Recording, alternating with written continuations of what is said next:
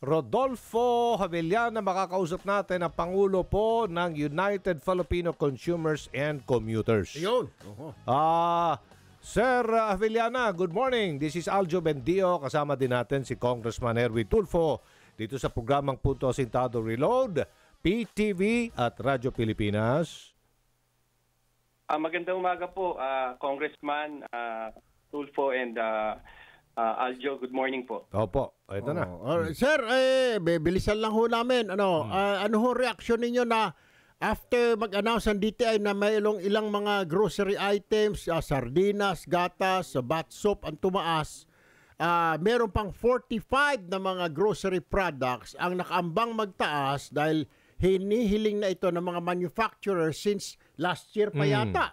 Kailangan na rin daw pakinggan. Pero kahapon sa pulong ng liderato ng Kamara sa pangunguna ni Speaker Martin Romualdez, nakarating sa kanya na susubukan nilang makipagpulong sa DTI at ang lahat ng mga stakeholders na kung maaari i-delay muna, kung hindi talaga mapigilan, i-delay muna dahil medyo hirap. Maraming nagsisitaasa na produkto ngayon.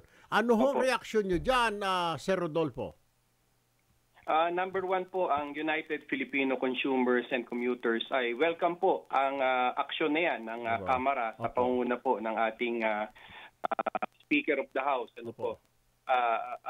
Ikalawa po, sana ay tignan na rin po yung pronouncement ng Department of Trade and Industry. Gusto nilang alisin yung tinatawag na suggested retail price. Meron pong ganung plano. So, ibig sabihin ay zona libre na po ang mangyayari niyan kapag wala po yung suggested retail price. Bukod pa doon sa binabanggit niyo po, o yung sinabi rin mismo ng DTI na 45 basic commodity items. Ang aming tingin ay yan po, pinaka-increase po niyan 6 pesos. Ang pinakamalaki po ay 30 pesos.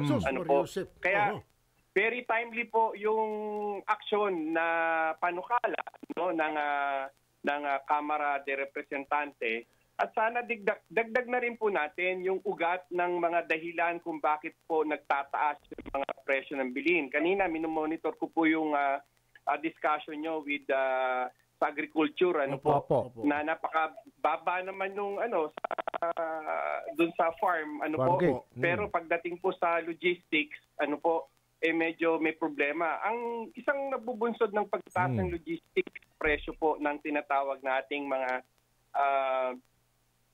diesel, gasolina, at kasama na yung issue ng traffic diyan, So, yan ay nagbubunsod po ng reaksyon sa merkado. So, ang biktima nito ay ang ating mga consumers, ang ating publiko, So, dapat sana medyo comprehensive po sana yung gawin. Magandang simula po yung yung tinatawag na papatigil muna pansamantala, pero tingnan din po yung mga batas na nagtula kung bakit po naging ganito yung ating mga economic policies. Katulad ng liberalization, privatization, deregulation, yung presyo ng kuryente, energy, malaking bagay po yan sa manufacturing sector na nagpapahirap sa kanila at siyempre, ipapasa lang naman nila yan sa public o sa ating mga kawawang consumer. Pero will you agree, Sir Javellana, na kailangan siguro baka pwede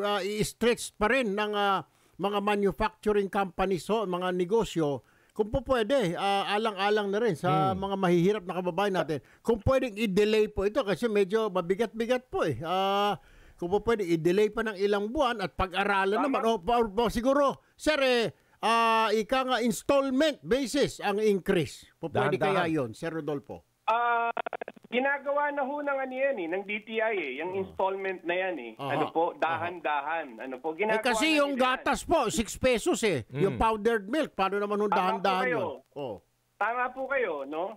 Pero alam niyo po, dapat talaga tignan din ng manufacturing sector at ng ating gobyerno.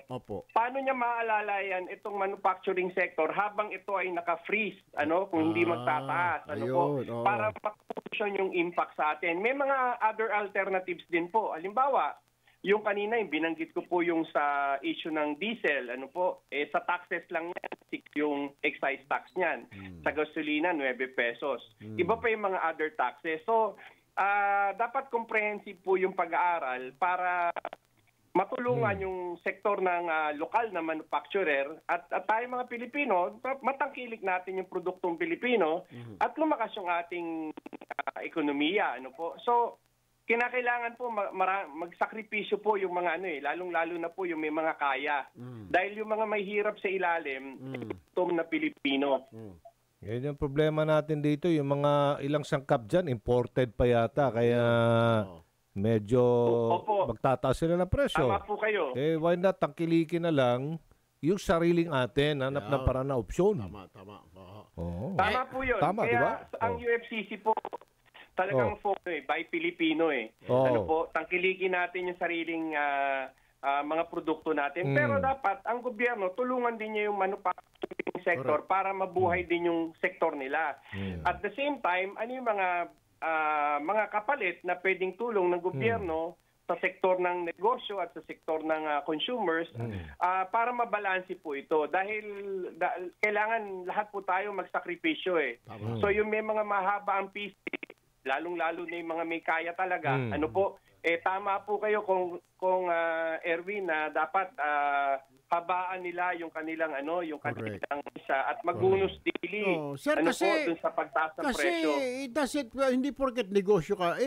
Negosyo ka, sir, you're a businessman, meron ka ring social responsibility. Each one of us, kagaya po kayo, may social responsibility kayo to check kung tama pa ba ang mga presyo na kaya pa bang bilihin ng taong bayan yung mga produkto. May social responsibility kami ni Bay Aljo dito to announce na tumaas ng presyo. Everybody has a social responsibility, ika nga. So, sila din bilang mga manufacturers, bilang sa negosyo, may social responsibility sila na to make sure na kaya pang bilihin ang kanilang mga produkto ng mga kababayan nila. Tama po ba, Sir Rodolfo? Tama po kayo, no? Mahalaga po yung magtulungan, yung magbayanihan tayong mga Pilipino. At lalong-lalo na po, siyempre, yung mga nakaupo sa poder ng kapangyarihan, mas mabigat silang responsibilidad na dapat harapin sa taong bayan kung paano nila po proteksyonan ang lahat. Ano po, lalong-lalo na po yung mga nakararami nating mga Pilipinong naghihirap. Kanina, yung sibuyas, pinag-uusapan niyo po, medyo hindi ko alam kung matatawa ako, maiinis ako dahil dito po sa amin, yung isang kasama ko rito, bumili siya ng sibuyas kahapon. Ang sabi niya sa akin, yung pinakamaliit po ay 6 pesos. Yung pinakamalaki po, yung maabot ng 25 pesos hanggang 30 pesos. Kulay pula po ito. Kaya nung binanggit niyo yung presyo mula doon sa farm, sabi ko masyado may mga nagmamanipulate. At siguro, yung chain reaction ng kahirapan, lahat gusto dumiskarte para mabuhay Alam mo, yung maliit na tindahan gustong dumiskarte. Ang problema naman, ipapasa naman yan sa mga tumatangkilik ng kanyang tindahan. Ano po, kahit yung mga malalaking mga palengke, ganyan din po. So, hindi po pwede na lagi na lang pass on sa mga mahihirap. Kinakailangan po na magkaroon ng permanenteng solusyon. Kaya sabi ko nga po, welcome po ang move ng Congress na isuspend muna, no? Wag mo nang ituloy ang mga pagtataas niya, particular doon sa 45 items na binanggit nyo. Pero sana tignan din po yung mga batas na nagpapahirap at nagtula kung bakit po nagkaroon ng chain reaction sa ganitong sitwasyon. Ano po? Yun po, no? Kaya malaki po ang papel ng Kongreso sa pagtingin nito. Alam mo, i-review natin yung Energy Power Industry Reform Act. Kung paano bumaba ang presyo ng kuryente. Natupad ba yung pangakong kompetisyon para bumaba ang presyo? Mukhang hindi po lalong tumaas. So ang chain reaction yan sa mga negosyante, ipapasa lang nila yan sa mga electric o power consumers. Ano po? Ganyan din naman po sa ibang industriya. Ganyan din po nangyari.